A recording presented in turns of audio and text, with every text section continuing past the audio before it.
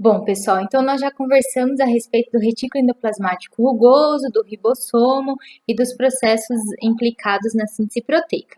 A partir de agora, nós vamos conversar um pouquinho a respeito do retículo endoplasmático liso. Então, a estrutura do retículo endoplasmático liso é similar à do retículo endoplasmático rugoso, exceto pelo fato de que no liso nós não temos ribossomos associados às suas membranas. Então, aqui nessa imagem, né, do citossol de uma célula obtida por microscópio eletrônico de transmissão, vocês conseguem observar uma grande quantidade de retículo endoplasmático liso ocupando o citossol dessa célula. Então, a aparência do retículo endoplasmático liso essa é de túbulos contorcidos, né? Lembrando que o retículo endoplasmático liso nada mais é do que um sistema de membranas que se comunicam entre si, formando como se fossem cisternas, e esse retículo endoplasmático liso, ele é contínuo ao retículo endoplasmático rugoso. Então, nós vamos ter o núcleo celular com a carioteca, contínuo à carioteca tem o retículo endoplasmático rugoso, terminou o retículo endoplasmático rugoso, contínuo a ele vem o retículo endoplasmático liso. Diferente do rugoso, o liso ele está implicado, uma das suas principais funções consiste na síntese de lipídios. Então, o retículo endoplasmático liso, ele vai ser responsável pela produção, pela síntese dos lipídios que vão, por exemplo, constituir as membranas celulares, né? Que vão constituir desde as membranas de organelas quanto a própria membrana plasmática da célula. Então, o retículo endoplasmático liso vai ser responsável por combinar os elementos químicos, carbono, hidrogênio, oxigênio e outras moléculas, como, por exemplo, o íon de fosfato, para a produção de lipídios, fosfolipídios, colesterol. Tá? Então, tudo isso vai acontecer dentro do retículo endoplasmático rugoso. Essa é uma das suas principais funções, produção de lipídio. Mas, além disso, o retículo endoplasmático liso também está implicado em exercer outras funções. Então, ele participa do processo de desintoxicação do organismo, através da quebra de substâncias químicas, álcool, moléculas que são lipossolúveis, então dentro do retículo endoplasmático, elas sofrem transformações por ação de enzimas específicas para se tornarem hidrossolúveis e serem facilmente expelidas, né, pelo nosso organismo. O retículo endoplasmático liso participa também do armazenamento de determinados íons, como por exemplo do cálcio intracelular. No caso, por exemplo, da fibra muscular, que nós já vimos na aula anterior de citoesqueleto, que o retículo endoplasmático liso na fibra muscular recebe o nome de retículo sarcoplasmático e uma das suas principais funções consiste no armazenamento de íons de cálcio, que nós já vimos que o íon de cálcio ele é essencial para o processo de contração celular. Então, o retículo endoplasmático é como se fosse liso, retículo endoplasmático liso, é como se ele fosse o local de armazenamento de estoque desses íons de cálcio, em especial na fibra muscular. O retículo endoplasmático liso também participa da reciclagem de organelas que já estão envelhecidas, que precisam se reconstituir. Participa também do processo de glicogenólise, que é a quebra do glicogênio para oferta de glicose para atividade celular. E nós vamos ver que o retículo endoplasmático liso compartilha a membrana com o complexo de Golgi com o objetivo de exportar lipídio para outras organelas ou para o ambiente externo, né, para fora da célula.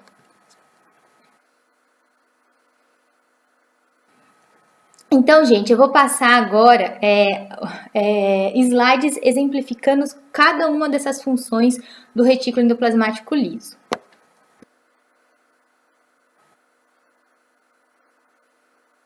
Então, a começar pela função mais importante do retículo endoplasmático liso, que é a síntese de lipídios.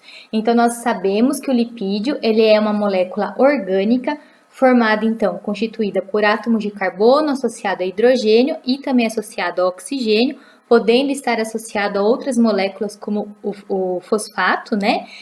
Então, nós sabemos que, basicamente, a constituição dos lipídios, ele é constituído por um ácido graxo, que é a molécula de ácido graxo? A molécula de ácido graxo ela é composta por um radical carboxila associado a uma cadeia de carbonos ligadas a hidrogênio, que nós vimos que ele pode ser um ácido graxo saturado ou insaturado. Então, na composição dos lipídios, vai ocorrer a associação, né, dessas moléculas de carbono, hidrogênio e oxigênio para a constituição dos ácidos graxos que vão se unir a moléculas de glicerol para formar o lipídio. Conforme está representado aqui, ó, ácido graxo associado a glicerol. No caso, nós temos um fosfato associado para formar os fosfolipídios. Então, os fosfolipídios que integram, por exemplo, a membrana plasmática são produzidos dentro do retículo endoplasmático liso. A mesma coisa vai acontecer com o colesterol. Então, essa imagem está exemplificando isso.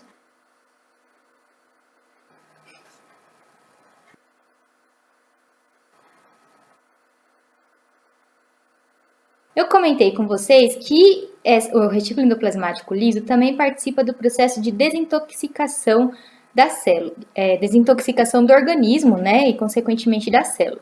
Então, em especial em alguns órgãos, como fígado, rins e pulmões, vai haver a conversão de substâncias tóxicas, de drogas, que são lipossolúveis, então elas vão sofrer uma reação de hidroxilação por meio da ação de enzimas hidroxilases, que vão fazer a inserção de um radical hidroxila OH a essa droga, né, insolúvel. A inserção desse radical hidroxila OH torna essa substância que antes era lipossolúvel em uma substância que é solúvel em água. Sendo solúvel em água, ela é mais facilmente excretada pelo organismo. Então, esse é o processo de desintoxicação, uma reação de hidroxilação realizada por enzimas hidroxilases que ocorrem dentro do retículo endoplasmático liso, tá? Então, ocorre em todas as células, porém, em alguns órgãos específicos ocorre com uma maior frequência, digamos assim, que nem fígado, rins e pulmões.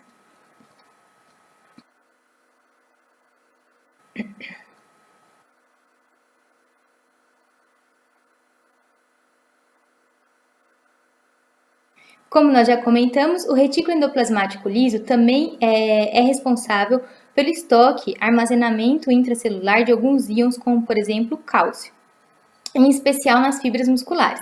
Então, nós já vimos na aula anterior de citoesqueleto que a fibra muscular é a célula que compõe o tecido muscular, e no seu interior nós temos o retículo endoplasmático liso, que recebe o nome na fibra muscular de retículo sarcoplasmático e que tem como função o armazenamento de íons de cálcio, que lembra que sob estímulo nervoso, né, então diante de um comando nervoso, sob estímulo nervoso, os íons de cálcio que estão armazenados dentro do retículo sarcoplasmático são liberados para o citossol da fibra muscular, e daí esse cálcio vai se ligar à troponina, que está associado à tropomiosina, né, causando uma alteração de conformação da tropomiosina, exposição do sítio de ligação miosina-actina, possibilitando contração, tá? Então, essa é mais uma das funções do retículo endoplasmático liso, em especial aí no músculo, né, nas fibras musculares.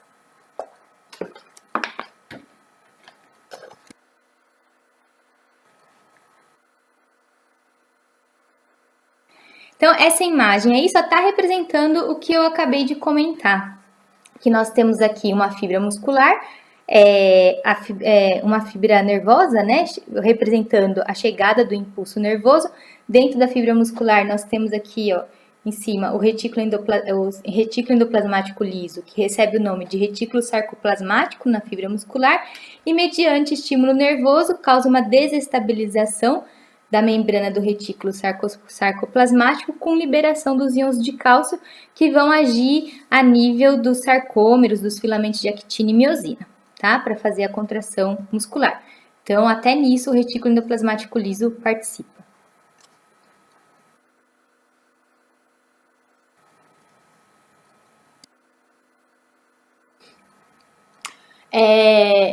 O retículo endoplasmático liso também vai ser responsável pela glicogenólise, que consiste na quebra da molécula de glicogênio para liberação de glicose para atividade celular ou na corrente sanguínea. Então, nós sabemos que o glicogênio, né, é uma molécula constituída por repetições de glicose. Então, a união de diversas moléculas de glicose constitui o glicogênio. Então, o glicogênio é uma molécula que representa uma reserva energética dentro de alguns tipos celulares específicos, como, por exemplo, no hepatócito. Ele ocorre em grande quantidade e então ele representa uma reserva energética. Quando a célula precisa de glicose, ou o organismo precisa de glicose, ocorre o processo de glicogenólise, que é a quebra desse glicogênio para a liberação de glicose. Essa quebra ela é mediada por uma enzima específica, chamada glicose 6-fosfatase, e esse processo de glicogenólise vai ocorrer dentro do retículo endoplasmático liso, liberando glicose daí para o uso da própria célula ou para a corrente sanguínea para outros tecidos que constituem o organismo.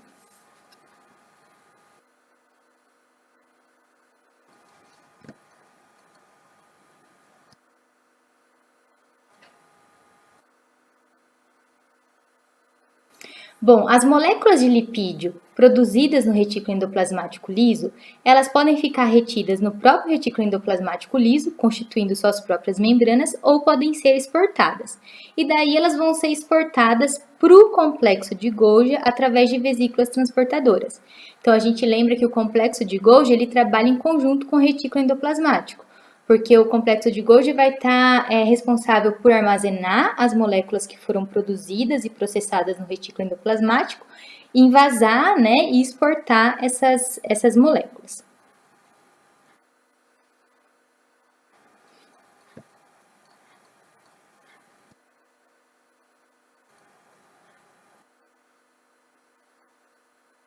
Bom, então enquanto alguns lipídios produzidos no retículo endoplasmático liso, eles podem ser exportados por meio de vesículas para o complexo de Golgi, outras moléculas de lipídio, elas podem ser transportadas diretamente da própria membrana que constitui o retículo endoplasmático liso. Então, eu falei que alguns lipídios podem ficar retidos dentro do próprio retículo endoplasmático liso, indo constituir suas membranas. Então, o fosfolipídio produzido dentro do retículo endoplasmático liso pode constituir as próprias membranas dessa organela, tá? E daí pode haver uma troca direta dos fosfolipídios da membrana do retículo endoplasmático liso com a membrana plasmática da própria célula. E como que é feita essa troca de fosfolipídios? Ela é intermediada por meio de proteínas transportadoras. Então, em verdinho aqui, que está aparecendo um disco voador na imagem, a gente tem uma proteína transportadora que ela reconhece a cabeça hidrofílica do fosfolipídio da membrana aqui do retículo endoplasmático liso, tá vendo? A membrana aqui do retículo endoplasmático liso tá cheia de fosfolipídio. Essa outra membrana aqui, que nós podemos, que pode estar representando a membrana plasmática, ela tá mais pobre em fosfolipídio, ela tá precisando de mais fosfolipídio. Então, essas proteínas transportadoras reconhecem a porção hidrofílica do fosfolipídio, se ligam a ela e fazem esse transporte para a inserção do fosfolipídio na membrana ou organela que está precisando dessa unidade, tá? Então, existe essa possibilidade também de integração das moléculas de fosfolipídio, né, dos lipídios produzidos pelo retículo endoplasmático liso, essa integração direta, né, de fosfolipídio na membrana através de proteínas transportadoras.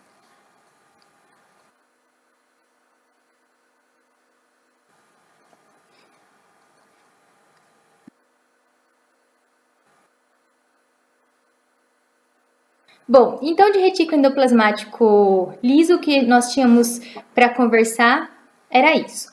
A partir de agora a gente vai conversar um pouquinho a respeito do complexo de Golgi. O complexo de Golgi, ele tem uma estrutura parecida com o do retículo endoplasmático. A diferença é que ele não é um sistema de membranas que se interconectam. O complexo de Golgi ele é formado como se fossem saculações, né, diversas bolsinhas achatadas, mas que não têm uma conexão direta entre si. Por que essa organela recebe esse nome, complexo de Golgi? Porque esse nome foi em homenagem a um pesquisador Camilo Golgi, né, que em 1898 ele identificou essa estrutura na célula, mas na época ele designou de aparelho reticular. Posteriormente, né, com a evolução ali dos microscópios, foi possível a visualização em detalhes dessa estrutura com microscopia eletrônica, e então, em homenagem ao pesquisador que relatou a existência dessa organela pela primeira vez, ela foi designada de complexo de Golgi.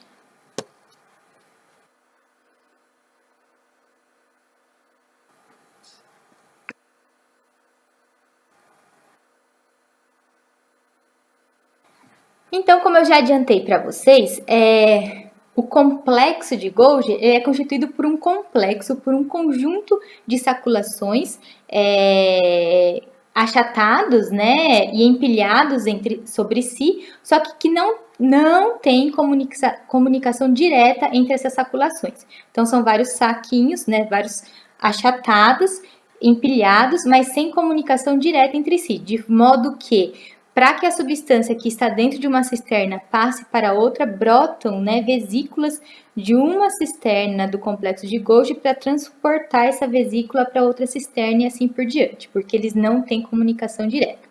A quantidade de complexo de Golgi daí vai ser variável entre células, né?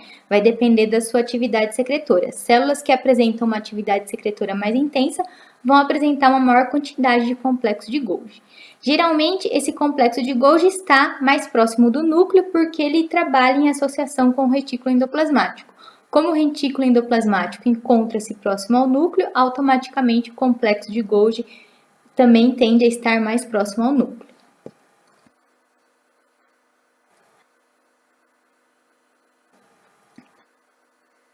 Estruturalmente, como que a gente pode definir o complexo de Golgi de maneira estrutural? Então, o complexo de Golgi, ele apresenta uma face cis, que é a face que está voltada próxima do retículo endoplasmático.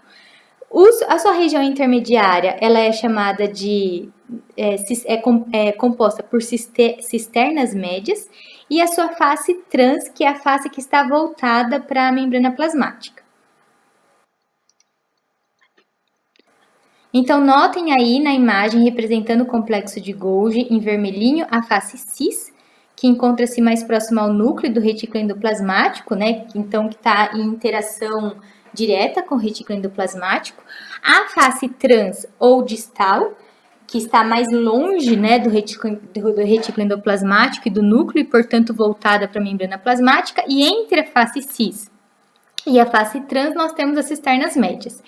E notem que não existe comunicação direta entre essas cisternas. Então, uma molécula para passar de uma cisterna a outra que compõe o complexo de Golgi vai ser por meio de vesículas que brotam de uma cisterna e se fundem à outra.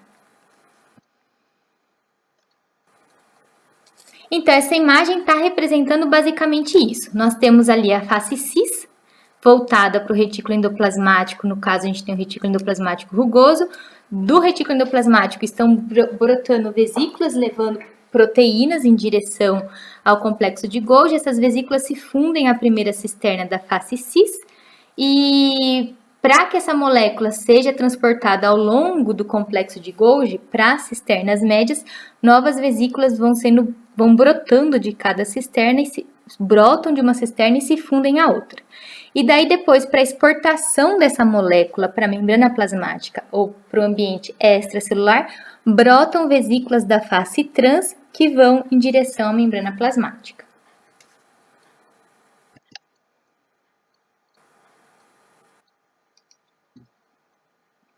Bom, qual que é a função do complexo de Golgi? Ele consiste no centro de armazenamento, transformação, empacotamento e remessa de substâncias. Então, ele vai armazenar, as moléculas dentro do complexo de Golgi podem sofrer novas transformações e ele vai envasar para que essas moléculas possam ser exportadas da célula. Então, a maioria das substâncias que passam pelo complexo de Golgi, elas vão ser exportadas, seja na forma de enzimas ou, por exemplo, muco, né? Com relação à localização, eu já conversei com vocês que a quantidade de complexo de Golgi ela é variável de acordo com a atividade da célula. Células com uma intensa atividade secretora vão ter mais complexo de Golgi, e sua localização vai estar sempre mais próximo do núcleo do retículo endoplasmático.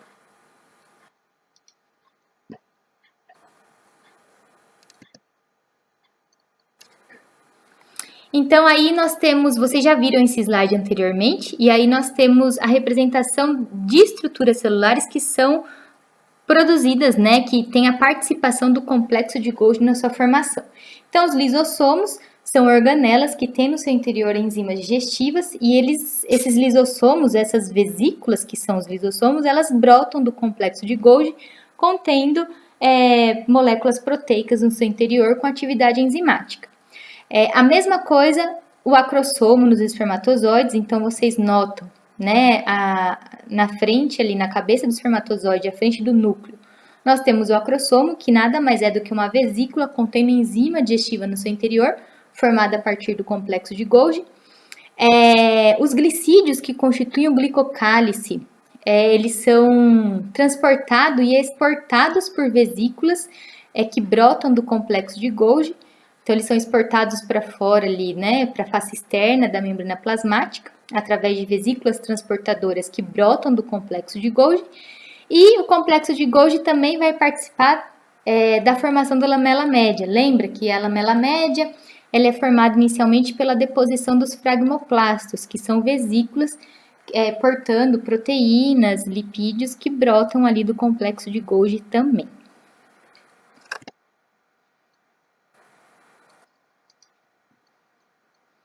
Então, como eu já comentei com vocês, para que haja o transporte de moléculas ao longo do complexo de Golgi, existem vesículas transportadoras. Então, essas vesículas transportadoras vão transportar material do retículo endoplasmático para o complexo de Golgi, vão transportar material entre as cisternas que constituem o complexo de Golgi e do complexo de Golgi para exteriorizar para fora da célula ou para compor outras organelas ou para ficar envasado, né, na forma de vesículas, armazenar materiais dentro da célula, tá? Então, assim, essas vesículas transportadoras servem para isso, para conduzir moléculas do retículo endoplasmático para o complexo de Golgi, entre as cisternas do complexo de Golgi e do complexo de Golgi para exteriorizar ou para alguma utilização interna dentro da célula.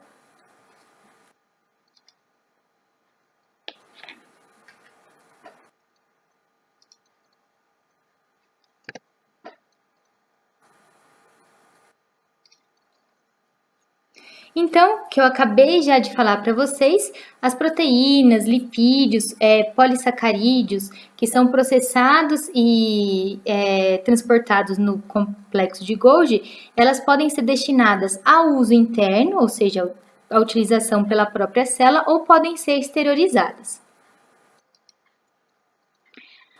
A exteriorização das substâncias que são armazenadas e processadas dentro do complexo de Golgi pode acontecer de duas formas. Então, nós temos duas vias de secreção dessas moléculas: a via de fluxo contínuo e a via de secreção regulada.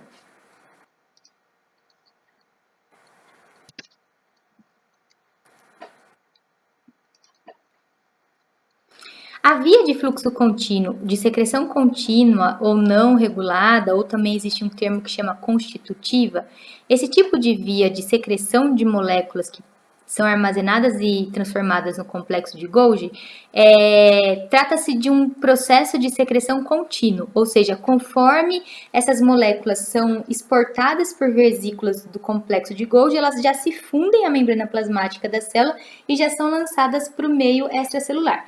Então, assim que essas substâncias são processadas e transformadas dentro do complexo de Golgi, elas já são exteriorizadas por meio de vesículas para o ambiente extracelular.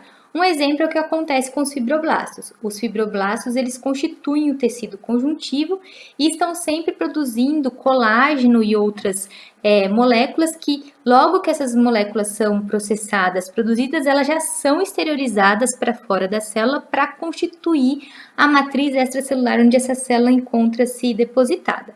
tá? E existe a via de secreção regulada, onde essas substâncias passam pelo complexo de Golgi, são envasadas, então brotam vesículas desse complexo de Golgi contendo essas substâncias no seu interior, e essas vesículas ficam quietinhas dentro da célula, de modo que somente sobre um estímulo específico, sobre uma sinalização específica, é que essas vesículas vão se fundir à membrana plasmática para liberar seu conteúdo para o ambiente extracelular. Então, um exemplo é o que acontece com os neurotransmissores nos neurônios, né? Que nós sabemos que a maioria dos neurotransmissores são peptídeos, que são produzidos lá no retículo endoplasmático rugoso. Depois eles podem ser transformados no complexo de Golgi, são ensacados, né, envasados no complexo de Golgi e ficam armazenados em vesículas dentro do citossol. Sob um estímulo específico, uma descarga elétrica específica, eles são liberados na fenda sináptica. Mesma coisa vai acontecer com enzimas digestivas, como o suco pancreático, que é produzido no pâncreas, que vai ser liberado somente sob um estímulo, a presença de alimento, por exemplo, no sistema digestivo. E a mesma coisa acontece com hormônios, que também vão ser liberados, eles são produzidos, ficam armazenados dentro da célula e vão ser liberados somente sob um estímulo específico. Então, essa é a diferença dessas duas vias de secreção de moléculas.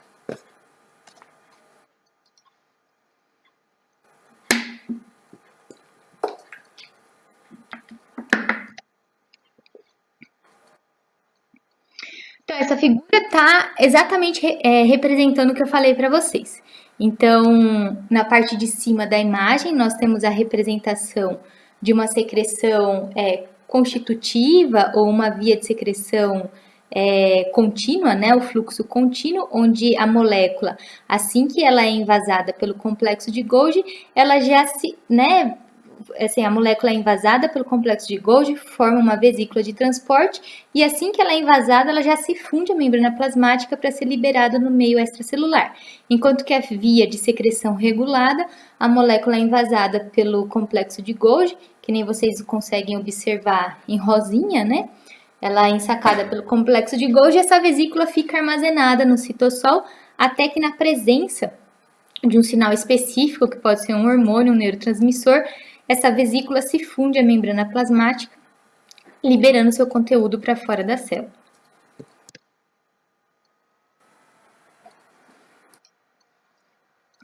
Então, assim, pessoal, o processo, a síntese e secreção de moléculas, proteínas, polissacarídeos, lipídios é muito importante para manutenção da atividade celular. Daí nós vimos que temos a participação de retículo endoplasmático e complexo de Golgi. Mas, para que a célula mantenha sua homeostase, ou seja, o seu equilíbrio de funcionamento, não basta apenas sintetizar e secretar moléculas. Existem moléculas que, depois de um tempo, se tornam afuncionais para a célula, né? Então, existem organelas que precisam ser recicladas, existem moléculas que perdem sua funcionalidade, sofrem alterações e precisam ser degradadas. Então, a célula tem que lançar mão também de um sistema de degradação de moléculas. Nesse caso, nós vamos destacar a participação dos lisossomos e dos proteossomos, que é o que a gente vai ver agora nos últimos slides dessa aula. Então, aqui, o que eu já falei para vocês, né? Os níveis intracelulares de determinadas substâncias, eles são mantidos não apenas pela síntese de novas moléculas, mas também pela degradação de moléculas já existentes. Então, nós temos duas vias de degradação dessas moléculas. Nós temos a via ubiquitina-proteossomo e a via lisossômica para a degradação de moléculas dentro da célula.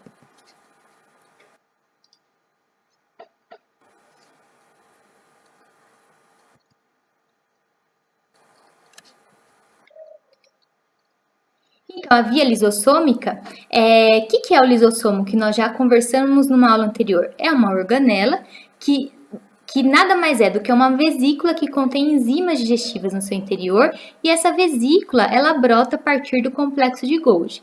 né? Então, uma das principais funções do lisossomo é a digestão intracelular. Então, lembra quando a gente conversou a respeito das funções da membrana plasmática, né? Das propriedades do transporte de moléculas pela membrana plasmática? Quando ocorre o processo de endocitose, seja por fagocitose ou pinocitose de substâncias, ocorre a formação de um vacúolo contendo moléculas dentro da célula. Aí, esses vacúolos, né, os lisossomos vão se fundir para que haja a digestão dessas moléculas que foram englobadas pela célula por meio de fagocitose ou pinocitose, formando o que a gente chama de vacúolo digestivo. Então, esse seria um modo de degradação de moléculas que foram absorvidas, né, do meio extra para o meio do meio extra para o meio intracelular, através dos lisossomos.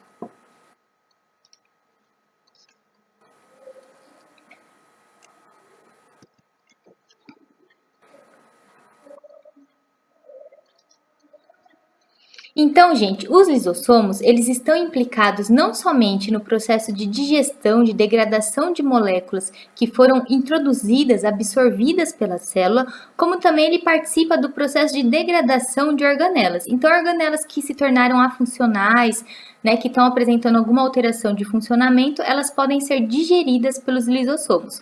Como mostra nessa imagem que a gente está visualizando, uma imagem obtida em microscópio eletrônico de transmissão, onde vocês veem um lisossomo se fundindo a uma mitocôndria, digerindo uma mitocôndria. Os lisossomos também participam do processo de autólise.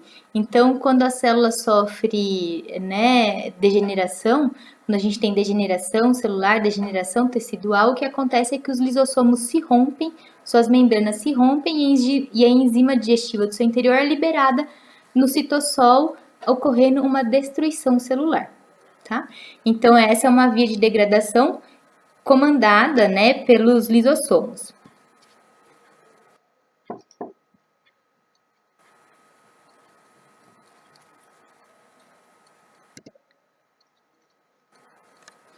Essa imagem aqui está representando mais uma vez as formas, né, de degradação que o lisossomo realiza. O lisossomo, então, ele não tem especificidade de ação por moléculas. Ele pode, que nem mostra aqui na imagem, degradar qualquer tipo de organela e pode também formar um vacúolo digestivo para degradar qualquer tipo de molécula que seja introduzida, absorvida pela célula. Então, o lisossomo, ele promove a degradação de moléculas, mas ele não atua de maneira específica, não tem especificidade por uma única molécula na célula. Pode degradar qualquer tipo de organela ou molécula.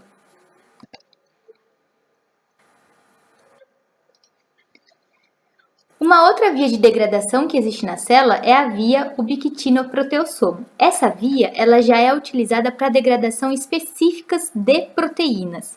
Então, ela vai fazer, né, uma degradação seletiva de proteínas. Então, proteínas afuncionais que estão apresentando algum defeito, alguma alteração no interior das células são marcadas por uma molécula proteica chamada ubiquitina. E daí elas são marcadas por essa ubiquitina e reconhecidas por um complexo proteico que tem enzimas no seu interior que é chamado de proteossomo. Então, o que é o proteossomo? É um complexo cilíndrico, que nem está representado ali na imagem, constituído por proteínas que têm enzimas no seu interior. Quando existe no citossol da célula alguma proteína, né, no interior da célula, quando existe alguma proteína que perdeu sua função, que apresenta alguma alteração, essa proteína funcional ela é reconhecida e marcada pela ubiquitina, que também é uma molécula proteica. E daí, mediante essa marcação, essa proteína funcional passa a ser reconhecida por esse proteossomo. E dentro do proteossomo, a proteína vai ser degradada e os aminoácidos decorrentes dessa degradação vão ser reaproveitados para a constituição de novas proteínas. Então, esse proteossomo e ubiquitina, eles vão ocorrer tanto no núcleo quanto no citossol das células dos eucariontes. Então, a ubiquitina ela funciona como se ela fosse um dedo duro, né? ela vai lá e se liga à molécula que perdeu sua funcionalidade, que no caso sempre vai ser uma proteína, né? Então ela vai reconhecer proteínas que perderam sua funcionalidade.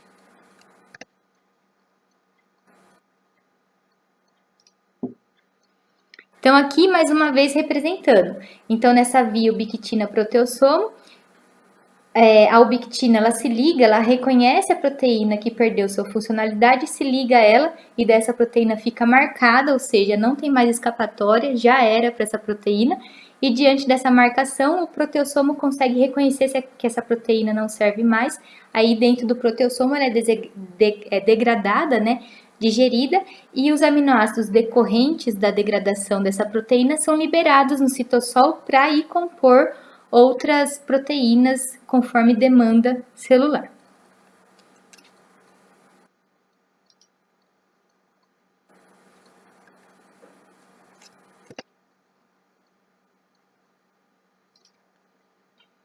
Então é isso, gente, dessa nossa nona aula, o que nós tínhamos para conversar a respeito de sistemas de endomembranas, processo de secreção e degradação celular, foi isso. Espero que vocês não tenham ficado com dúvidas, qualquer coisa me contactem. Um abraço a todos e até a próxima aula.